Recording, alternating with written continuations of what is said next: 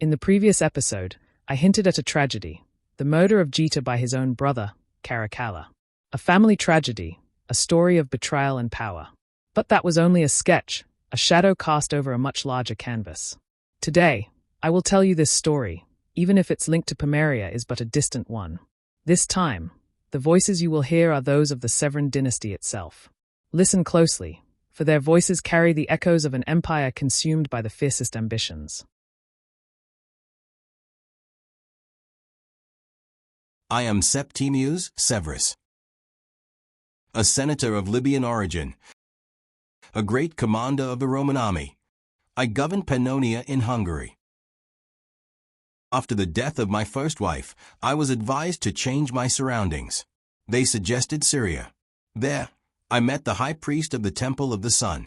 He introduced me to his two daughters, among them Julia Domna.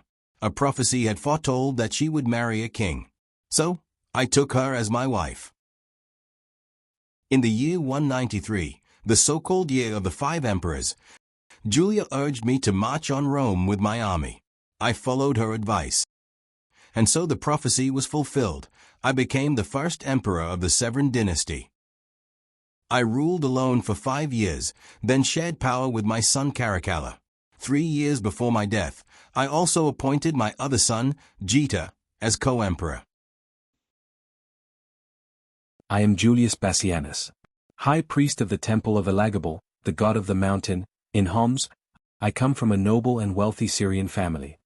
When I met Septimius Severus, I saw in him a warrior of remarkable courage and nobility. I gave him my daughter Julia Domna's hand in marriage, certain she would be in good hands. And when fate led him to the throne of Rome, my entire family followed him there. I am Julia Domna, daughter of Julius Bassianus, high priest of Maesa, Homs now. I grew up knowing a prophecy destined me to marry a king. When Septimius Severus came to me, that prophecy was fulfilled.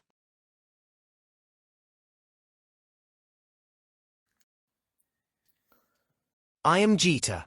My own brother murdered me before my mother's eyes.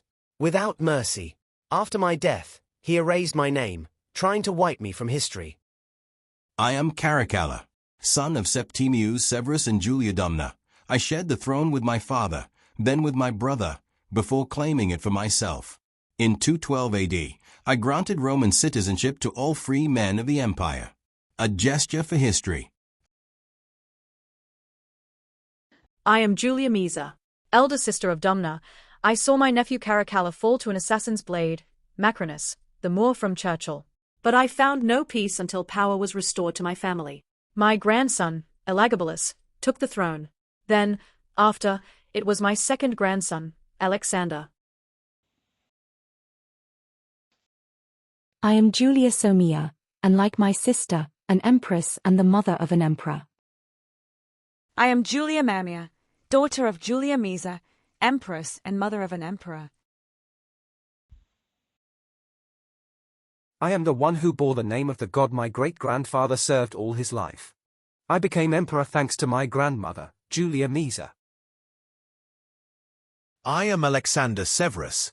For 13 years, I wore the purple, until my own soldiers betrayed me in the lands of Germany. The ancients said, the throne intoxicates. And they were right. Once at the top, brothers and cousins tore each other apart, blood was spilled, and some went so far as to erase the names of their kin from history, consumed by hatred and ambition. Thus, this chapter of history comes to a close.